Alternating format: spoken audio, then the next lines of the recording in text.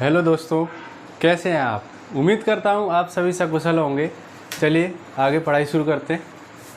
एक व्यक्ति अपनी आय का 24% मकान किराए पर खर्च करता है और 62% अपने परिवार पर खर्च करता है। उसकी शेष बचत जो है वो 6,300 रुपये है। तो उसकी कुल आय कितनी है ये ज्ञात करना है। तो देखिए यहाँ पर 24% उसने मकान पर खर्च किया किराया देने में और 62% खर्च किया उसने परिवार पर। तो टोटल उसका कुल खर्च कितना हो जाएगा। कुल खर्च प्रतिशत हो जाएगी 6 और 8 86%। अगर बचत निकालें तो इसे 100 में से घटाइए, कितना बचेगा 14%। तो 14% बचत है। बचत परसेंट इसलिए निकाली क्योंकि हमारे पास जो रुपए हैं वो बचत में है। ये हो जाएगा 14/100। इस डिजिट का यूज़ करेंगे 6300। जो नंबर बड़ा है क्योंकि बचत से ज़्यादा ही इनकम रहती है तो 100 ऊपर आएगा और 14 नीचे। ठीक है, इसको सॉल्व करेंगे।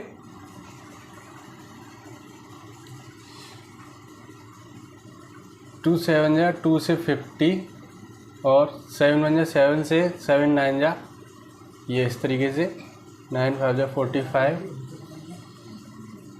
यानी कि उसकी इनकम है 45,000 रुपये। चलिए नेक्स्ट क्वेश्चन करते हैं।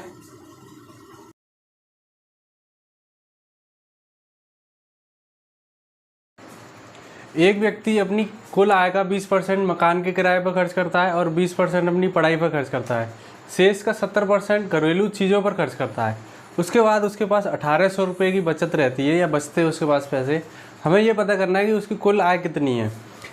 पिछला हमने जो फर्स्ट पार्ट में जो क्वेश्चन किया था उससे थोड़ा डिफरेंट है, थोड़ा सा अलग है। बस वहाँ पर क्या 20% और शेष का दिया था सिर्फ, लेकिन यहाँ पर 20% के साथ दूसरा एक और 20% अपनी पढ़ाई पर दिया हुआ है। यानी हम इन दोनों को प्लस कर लेंगे, 20 + 20 यानी आ जाएगा कितना 40%। और शेष का कितना है, शेष का खर्च करता है 70%। ठीक है, अब इनको वही तरीके से करेंगे। 100 में से इसे माइनस कर लेंगे तो कितना बचा 60 बचेगा और ये बचेगा 30। तो इस प्रकार से हम 1800 हमारी बचत है, तो ये भी बचत निकालेंगे। ये हमारा खर्च है, ये क्या है हमारा खर्च है। हमें बचत निकालनी है तो बचत परसेंट कितनी होगी, ये होगी 60% और सेकंड वाली होगी हमारी 30%। इस हिसाब से परसेंट हटाएंगे तो ये जाएगा 60/100 और ये हो जाएगा 30/100। इसी के साथ हमारी जो बचत है 1800 रुपये, ये बचत कम है, इनकम तो ज़्यादा ही रही होगी, इसलिए इन डिजिट्स का यूज़ करेंगे और जो नंबर बड़ा है उसको ऊपर लिखेंगे। सिंपल सी बात है, यानी 100/6 60 आ जाएगा और ये आ जाएगा 100/30। इसके बाद इनको सॉल्व करेंगे, 0 कैंसिल हो गए, ये भी कैंसिल। 3 से ये जाएगा 600 और 6 से ये जाएगा 100 और इन सब का मल्टीप्लाई करेंगे तो ये आ जाएगा, यानी उनकी जो इनकम है वो 10,000 रुपये है। इनकम कितनी निकल के आएगी 10,000 रुपये, जिसमें से 20% मकान के किराए पर खर्च करते हैं और 20% अपनी पढ़ाई पर और शेष 70% घरेलू पर खर्च कर। उसके बाद 1800 रुपये बचते हैं। तो ये क्वेश्चन इस प्रकार से हो जाएगा। चलिए नेक्स्ट क्वेश्चन की ओर बढ़ते हैं।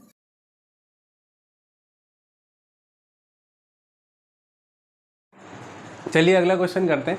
यहाँ पर ए अपनी मासिक वेतन का 20% बचाता है और उसका मासिक व्यय 6,000 रुपये है।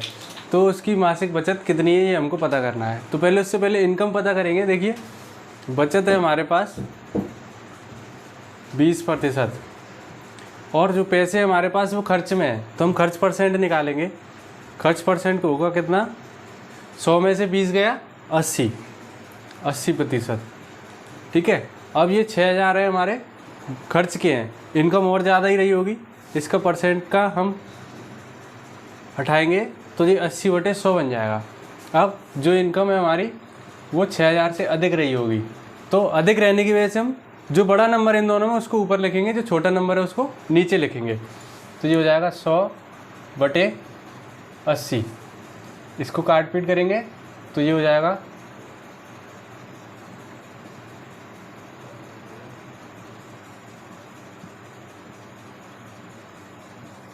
यानी आपका आ जाएगा 7,500 रुपये। ये तो आपकी इनकम हो गई, यानी क्या हो गई, आय हो गई। लेकिन हमको क्या पता करनी है, मासिक बचत कितनी है, और बचत कितनी है 20%। तो इस इनकम को हम 20% निकाल लेंगे। जो बचत होगी हमारी वो क्या होगी, जो आय होगी, आय का हम 20% निकाल लेंगे, यानी 7,500 का 20%। ये 2 जीरो से 2 जीरो कैंसिल, और 75 दूनी 150, यानी कि 1,500 रुपये उसकी बचत होगी। बस करना कुछ नहीं था, इसमें पहले आय निकालनी थी, बाकी सब हम आय निकाल करके छोड़ रहे थे, लेकिन यहाँ बचत पूछी है तो हम बचत भी अलग से और निकालेंगे। चलिए अगले क्वेश्चन की ओर बढ़ते हैं।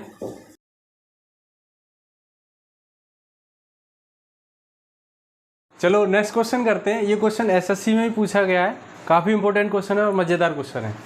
ये अपनी आय का 75% खर्च करता है और शेष बचा लेता है। उसके बाद यदि उसकी आय 20% बढ़ जाती है, आय में वृद्धि हो रही है, तो वह अपने खर्च में 10% को बढ़ा लेता है। तो ये पता करना है कि उसकी बचत में कितने % की वृद्धि हो जाएगी। यहाँ कोई इनकम हमको कैसी भी नहीं दी हुई है, तो इसको करने का एक तरीका है, बड़ा ही सिंपल सा है। हम लिखेंगे कि आय कितनी है उसकी, फिर खर्च क्या कर रहा है, और उसके बाद बचत क्या है। 3 कॉलम बना लेंगे। मान लो उसकी आय 100 रुपये है, और 100 रुपये आय है तो 75% खर्च करता है। 100 का 75 खर्च करेगा तो 75 रुपये ही होंगे, 75% है। और बचेगा क्या, शेष बचता है। बचा कितना, 100 में से 75 गया तो 25। ठीक है। अब आय में 20% की वृद्धि हो रही है, 20% की वृद्धि। देखिए जब वृद्धि होती है तो जो 20% है उसको हम कितना लिख सकते हैं, 120%, यानी वो बढ़ करके कितना हो जाएगा, 120% हो जाएगा। तो इसको भी 120% बढ़ाएंगे, ये बढ़ गया तो ये निकल के आय आ गई। अब नई आय जो आई है वो आई है 120 रुपये, जो 20% बढ़ने के बाद। आप डायरेक्ट भी सोच सकते हैं कि 100 रुपये हैं, 20% बढ़ेगा तो 120 हो जाएगा। जैसे जैसे आप प्रैक्टिस करते जाएंगे तो डायरेक्ट कर पाएंगे। ऐसे ही 75% खर्च था, अब उसने बढ़ा दिया 10% खर्च, और जब 10% खर्च बढ़ाया है तो यहाँ पर भी 110% हो जाएगा, क्योंकि 100% अपने आप में था वो पहले, और 10% और बढ़ गया, तो 110% इसका निकालेंगे बटे 100। जब इसको आप सॉल्व करेंगे तो ये आ जाएगा 82.5%, यानी पहले वो 75% खर्च करता था, अब जो इनकम है उसमें से अब 82.5% या 82.5 रुपये खर्च करता है। अब उसकी बचत देख लेते हैं, इन दोनों को माइनस कर लो, दोनों को माइनस करेंगे तो निकल के आएगा 37.5। ठीक है। लेकिन अब वो पूछ रहा है कि उसकी जो बचत है उसमें कितनी वृद्धि हुई है, बचत में कितने प्रतिशत की वृद्धि हुई है। पहले 25 था, 25 बचा रहा था, अब वो बचा रहा है 37.5। तो इन दोनों का हम अंतर लेंगे, तो अंतर निकल के आएगा, जो बचत का जो अंतर है वो निकल के आएगा आपका 37 में से 25 माइनस करेंगे तो देखिए क्या निकल करके आता है, 12.5%, सॉरी 12.5 निकल के आएगा, जो कि 25 का कितना है, आधा है देखने में। तो कितना हो जाएगा, 25 का जो आधा है तो कितना, 50% बढ़ गया। कितना बढ़ गया, 50%। इसको इस तरीके से भी कर सकते हैं कि 12.5 कितने रुपये पे बढ़ रहा है, 25 रुपये पे, अंतर जो आ रहा है, और इंटू 100% बनाने के लिए। तो इसको सॉल्व करेंगे आप तो ये निकल के आ जाएगा 50%। ठीक है। तो जो उसकी अब जो वृद्धि हुई है बचत में वो कितनी हुई है, 50% की वृद्धि हुई है। बस कुछ नहीं है, आपको आय मान लेनी है यहाँ पर, और खर्चा आपका दिया हुआ है 75, तो उससे बचत हो जाएगी आपकी बची हुई 25, फिर बढ़ गया 20%, यानी 120 हो गया ये, और यहाँ पर 10% बढ़ गया तो ये हो गया 82.5। इन दोनों को माइनस करेंगे तो ये हो जाएगा 37.5।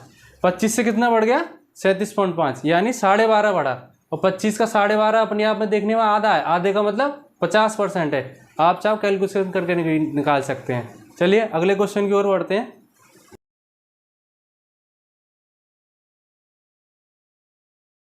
चलिए अगला क्वेश्चन करते हैं।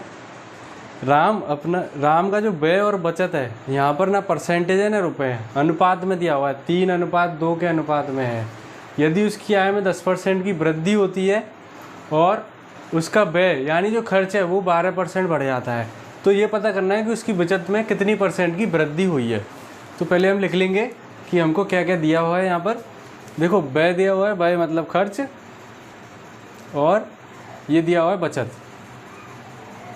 खर्च और बचत का अनुपात है हमारे पास 3 और 2, 3 और 2, 3 और 2, और उनकी आय हो गई। देखो खर्च और बचत दोनों को जोड़ दो तो आय होती है, क्योंकि जितना कमाता है उतने में से खर्च करेगा, कुछ बचाएगा, तो उन दोनों को जोड़ देंगे तो हमें आय मिल जाएगी, तो वो हो जाएगी 5। 3 और 2 5। इसको सरल करने के लिए हम क्या करेंगे, तीनों में 100 से गुणा कर ले रहे हैं, यानी वो 500 कमाता है तो 300 खर्च करता है और 200 रुपये बचाता है, ये मान के हम चल रहे हैं। ठीक है, जैसे हमने पिछला क्वेश्चन किया था वैसे ही करेंगे। उसकी आय में 10% की वृद्धि, 10% वृद्धि कितनी है 10%, यानी वो कितना हो गया 110%। बाद में कुल कितना हो गया 110% अपने आप में, तो 500 का 110% निकालेंगे। 500 इंटू 110, ये हो जाएगा आपका 550 रुपये। जो नया वाला जो इनकम हो जाएगी, न्यू इनकम हो जाएगी उसकी 550 रुपये। अब उसका खर्च कितना बढ़ गया 12%, तो जो 12% है वहाँ पर कितनी वृद्धि हो गई है खर्च में 12%, तो 12% का मतलब हो जाएगा 112%। इसका अर्थ हो गया 112%, यानी 300 का कितना बढ़ रहा है 112%। तो खर्च भी निकालेंगे, 300 गुणा 112/100, ये कट जाएगा तो ये आ जाएगा 336 रुपये, यानी 550 अब कमाने लगा है, 336 खर्च करता है। अब उसकी बचत है हमारे पास, इसको इसमें से माइनस कर लेंगे, आय में से खर्च को माइनस करेंगे तो ये आ जाएगा 214 रुपये। अब देखिए बचत 200 थी, अब 214 है। अब ये पूछा है कितने % बढ़ गई है, तो कितनी बढ़ी है, देखो अंतर देखो,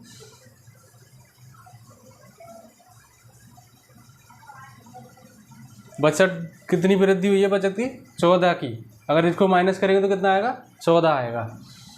200 में से 214 में से माइनस करेंगे तो हमें मिल जाएगा 14, कितने का 200 पर, और % बनाने के लिए 100 से गुणा करेंगे। ठीक है, अगर ये आप लोगों को नहीं पता है तो आप इंट्रोडक्शन पार्ट देखिए, जहाँ पर हम % कैसे बना रहे हैं और % किस तरीके से हटा रहे हैं, तो ये क्लियर हो जाएगा।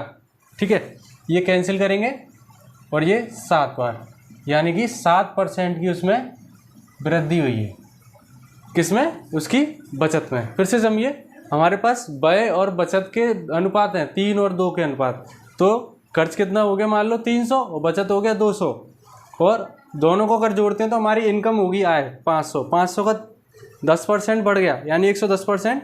500 का 10% 50 रुपये होता है, वैसे ही सीधे जोड़ेंगे 550, और इसको 112% बढ़ाएंगे, क्योंकि 12% उसका खर्च भी बढ़ा है, खर्च बढ़ गया 12%, तो उसको 112% करेंगे तो ये आएगा 336। अब बचत निकालेंगे, दोनों में को माइनस कर लेंगे, आय को और नए वाले खर्च को, तो 214। अब कितना बढ़ गया ये 14 रुपये बढ़ गया, 200 में से कितना बढ़ गया 14 रुपये, तो 14 कितने रुपये बढ़ा है 200 पे, तो % बनाएंगे तो क्या हो जाएगा 100 से गुणा, इसको सॉल्व करेंगे तो 7% आ जाएगा।